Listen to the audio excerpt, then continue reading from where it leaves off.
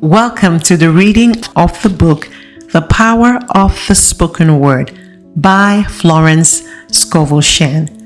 My name is Nse and I will be reading this chapter along with you. Chapter 8, Fearlessness. Why are you fearful, O ye of little faith?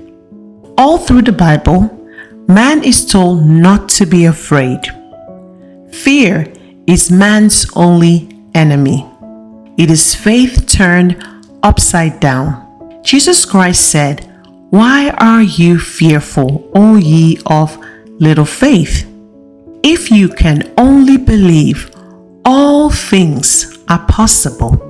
Linked with God power, man is invincible. The story of Jehoshaphat is the story of the individual.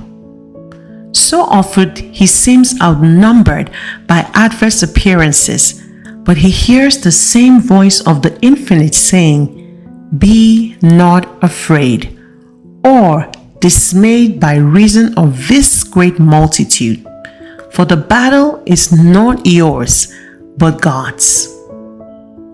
Jehoshaphat and his army were even told that they would not need to fight the battle.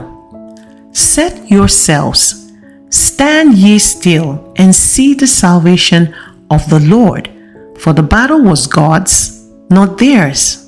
Jehoshaphat appointed singers unto the Lord to praise the beauty of holiness as they went out before the army, saying, "Praise the Lord, for his mercy endureth forever."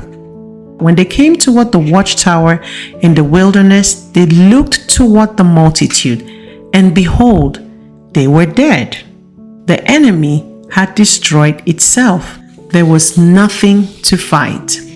The Bible is talking about states of consciousness.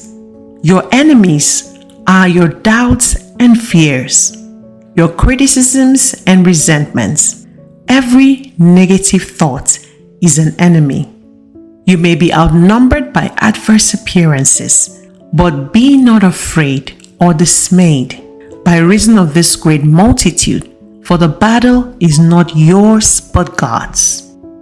As we follow closely the story of Jehoshaphat, we see he advanced making an affirmation, "Praise the Lord, his mercy endureth forever." He had nothing to say about the enemy or his own lack of strength. He was giving the Lord his full attention, and when he commenced to sing and praise, the Lord placed ambushments against his enemies and they were smitten. When you make your statements of truth, your enemy thoughts are vanquished, dissolved, dissipated. Therefore, all adverse appearances disappear. When Jehoshaphat and his army came toward the watchtower in the wilderness, they looked into the multitude, and behold, they were dead. The watchtower in the wilderness is your high state of consciousness, your fearless faith, your place of safety. There you rise above all adverse conditions, and God's battle is won. When Jehoshaphat and his enemies came to take away the spoils of the enemy, they found among them both riches and precious jewels, more than they could carry away. And they were 3 days in gathering of the spoil. It was so much. That means when you let God fight your battle, great blessings come out of adverse situations. For thy God will turn the curse into a blessing, for the Lord thy God loveth thee. The ingenuity of the Spirit is amazing. It is pure intelligence and brooks no interference with his plans. It is very difficult for the average person to stand still, which means keep your poise and let infinite intelligence run the situation. People like to rush into the battle and try to manage things themselves, which brings defeat and failure. You shall not need to fight in this battle. Set yourselves, stand still, and see the salvation of the Lord with you. Tomorrow, go out against them, for the Lord will be with you. That means not to run away from the situation. Walk up fearlessly and face the lion on your pathway, and the lion turns into a Airedale. The lion takes his fierceness from your fear. A great poet has said, courage has genius, magic, and power in it. Daniel was unafraid, and the lions' mouths were closed. King Darius called to Daniel while he was yet in the lion's den, asking him if God could save him from the lions. And Daniel answered, O king, live forever. My God had sent his angels and shut the lions' mouths, that they have not hurt me. We have in this story the subdued attitude of the lions as a result of spiritual power. The entire group changed from ferocity to docility, and Daniel looking away from the beast to the light and might of the Spirit, which saved him completely from the lions. Scarcely a day passes without some sort of lion appearing on man's pathway. The lions of lack, limitation, fear, injustice, dread, or forebodings. Immediately walk up to the situation of which you are afraid. If you run away from it, it will be right at your heels.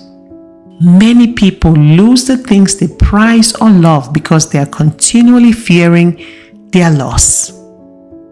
They do everything possible on the external to ensure protection, but back of it all is the devastating picture of fear. In order to hold the things you prize and love, you must know that they are divinely protected. Therefore, nothing can harm them. I give the example of a woman who was very fond of a man who was good looking and popular with women. She decided to prevent his meeting one particular woman of her acquaintance because she was sure the woman would make every effort to cut her out, to use a slang expression. One evening, she went to the theater, and there he was with the woman. They had met at a card party. Her fears had actually attracted the situation. I knew a woman who had 7 children. She knew they were all divinely protected, and they all grew up safe and sound. One day, a neighbor rushed in and said, "You had better call your children. They are climbing up and down trees. They are going to kill themselves." My friend said, "Oh, they're only playing tree tag. Don't look at them and nothing will happen." Like Daniel, she turned her back to the situation and let God take care of it. The average person is a resenter, a resistor, and a regretter. They resent people they know and people they don't know. They resist everything from daylight saving up.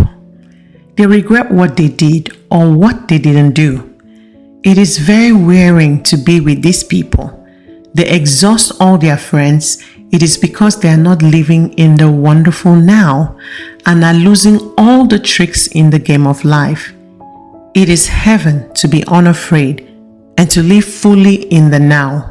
That is to be fearless in using what we have, knowing back of us is the abundance of the spheres to draw upon. We know that fearless faith and the spoken word release this power. The power of the word was known in Egypt thousands of years ago. We read in the Bible, "Behold, I make all things new."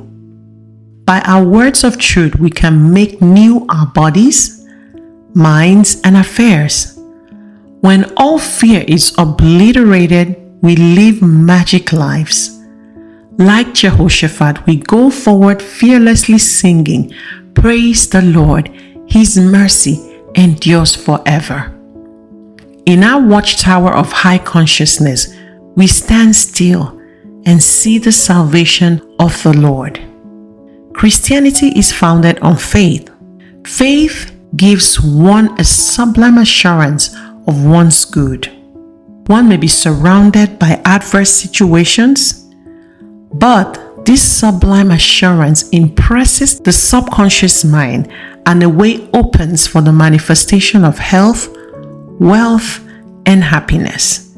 There is an endless invisible supply for every man. Before we called, we were answered. This supply is waiting to be released by faith and the spoken word. We find that Jesus taught an exact science. At the World's Fair, there was a panorama of New York City in the Edison buildings. At dusk, when the city was being lighted up, the building showed a myriad of lights. The man explaining the exhibit said, "The city is lighted by the power of electricity at the turn of a switch." Edison was the man who had faith in the laws of electricity. He knew what could be done with it if it were harnessed and directed. It seemed to have intelligence of its own. He created a dynamo through which it would work. After years of practice and loving absorption in his work, now this power lights the world, for it is harnessed and directed. Jesus Christ taught man to harness and direct thoughts. He knew that fear was as dangerous as uncontrolled electrical forces.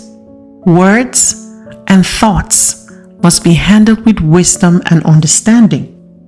The imagination is man's workshop, and an imagination running wild and building up fear pictures is just about as safe as riding a bucking broncho. We were born and brought up in an age of doubt and fear. We were told that the age of miracles was over and to expect the worst. An optimistic person was laughed at. A bright remark was, "A pessimist is a person who lives with that optimist." "Eat the speckled apples first" was thought the height of wisdom. They did not seem to realize that following this advice, they would never catch up with the good apples, for they would be speckled too by the time they were reached. What a beautiful world this would be if all anxiety and fear were blotted out. These twins, anxiety and worry, have made men slaves and are destroyers of health, wealth, and happiness. There is only one way of getting rid of fear, and that is to transmute it into faith. For fear is the opposite of faith. Why are you fearful, O ye of little faith? These words ring down through the centuries. Jesus Christ taught that the Father within man could be absolutely trusted to guide, protect, and provide when man believes it's possible. Jesus Christ demonstrated this God power over and over again in order to convince his followers. Out of the invisible supply, he brought the loaves and fishes. He raised the dead and took money out of the fish's mouth. He told them, "Greater things shall ye do, for I am going." We know that he was teaching an exact science, the science of mind, the power of thought and the power of words. We must have faith, for faith registers the idea in the subconscious mind. When an idea is once registered in the subconscious, it must objectify. That is the reason Jesus told people that if they believed, which is having faith, all things were possible. How are we to get rid of this anxiety, which is anti-faith? The only way to neutralize it is to walk up to the thing you're afraid of. There was a man who had lost all his money. He was living in very poor quarters, and all the people around him were poor, and he was afraid to spend the little he had. All he had was about $5. He had tried to work to get work, but everyone had turned him down. He woke up one morning to face another day of lack and disappointment when the idea or hunch came to him to go to the horse show. It took about all he had, but he was fired with the idea of being with rich and successful people again. He was tired of his limited surroundings. He fearlessly spent the money for the ticket to the horse show. There he met an old friend who said, "Hello, Jim. Where have you been all this time?" Before the show was over, the old friend gave him a wonderful position in his firm. His hunch and fearless attitude towards money had put him in a new vibration of success. Form the habit of making giant strides into faith. You will receive marvelous returns. As has already been noted, we look with amazement at the people in the circus performing their remarkable feats. These people have the faith that they can perform these acts and see themselves doing it. You cannot accomplish anything you cannot see yourself accomplishing. These difficult feats are all a matter of poise and balance. Your success and happiness depend upon your poise and balance. Trusting God is like walking a slack wire. Doubt and fear cause you to lose your balance and fall into lack and limitation. Like the circus performer, it takes practice. No matter how many times you fail, try it again. Soon you will acquire the habit of poise and balance. Then the world is yours. You will walk joyfully into your kingdom. The circus performers all seem to love their work no matter how difficult. The band plays, the people applaud, and they smile. They remember they were trained without music and applause. Rhythm, harmony, and balance are the keys to success and happiness. When you are out of rhythm, you are out of luck. In the 4th chapter of Philippians, we read, "Be careful or anxious for nothing, but in everything let your prayers, requests be made known unto God." This is certainly a wonderful arrangement, all in favor of man. Man, free from worry and fear, asks with thanksgiving, and his good is given to him. This brings us to the end of the reading of the 8th chapter of the book, The Power of the Spoken Word by Florence Scovel Shinn. I want to know what resonated with you as you listened to the reading of this chapter 8 today.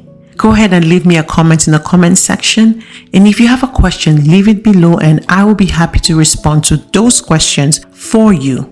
If you like this reading, go ahead and give us a thumbs up, like and subscribe to this channel.